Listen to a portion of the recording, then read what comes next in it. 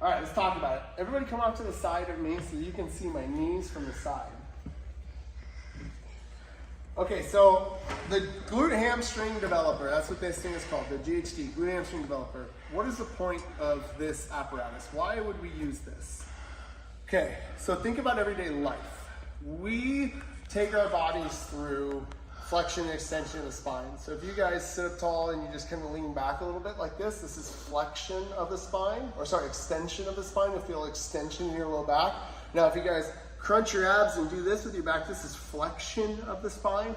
Every day we go through extension and flexion of the spine. We pick things up, when we grab something from the side, when we put things over our head. When we're in a soccer game and we grab a ball from out of bounds, we're going to throw it in, right? We'll reach our hands up over our head, we'll go into a little bit of overextension, and then we'll throw and go into a little bit of flexion. The same way, when we're on this GHD at the bottom, we'll see a little bit of overextension. I have a soccer ball in my hand, and as I come up and I would throw that, you guys see how I'm in this flexion position, we see a little bit of flexion of the spine. So we use the glute hamstring developer to allow us to go through ranges of motions that we see in everyday life, but that we don't want to mimic with load. So we don't want to have you guys going through, everybody round your back for me, flexion, everybody lean back for me, extension, when you're hanging onto a barbell, right? Like that wouldn't be a good thing for our back. Or when we're pushing dumbbells over our head, we tell you guys to keep your midlines neutral and to brace your abs and to brace your obliques and to not let that move. Well, life doesn't work that way. And we want to be able to teach you guys how to maintain good rigidity through a little bit of extension and a little bit of flexion, so you have some give when life demands it and you don't hurt yourself. How far down you go doesn't matter. It's about the position at the bottom that we want to see and the mechanics on the way up. So here's going to be your guys' main focus. Let's talk about the setup position. Getting yourself into this, you'll notice that this little thing goes forward or backwards and it clicks into each one of these notches here. So this just depends on how big or small you are.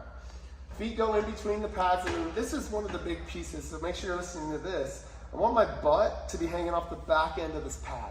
What I don't want to see is that my butt is positioned up on top of the pad.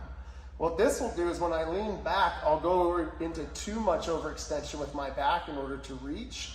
We want to see that our hips are off the back of the pad so that as I come back, if you guys track a line from my hip to my shoulder, it's in slight overextension. But if I was up further on this thing here and I lean back, I would be in really far overextension of the lower back. So if I drop my hips off the back of the pad a little bit, that would keep me more neutral. Other thing we focus on is my knees. My knees need to stay bent on the way down and they need to straighten to bring me back up. So if you guys, where you're standing, put your feet directly underneath your hips. Right here, this would be where they are in the GHD, and you bend your knees just a little bit and then straighten your legs really hard. That pulls you up to initiate. You're using the rectus femoris, or the muscle of the quad that runs right here into the hip flexor, to help that initiation of the pulling up of the sit-up. If I don't do that, and instead I keep my knees bent the whole time as I go down, see my knees how they stay bent as I come up, I'll be utilizing mainly the psoas muscle, which is attached to my low back to initiate that movement. That's where people will get low back pain.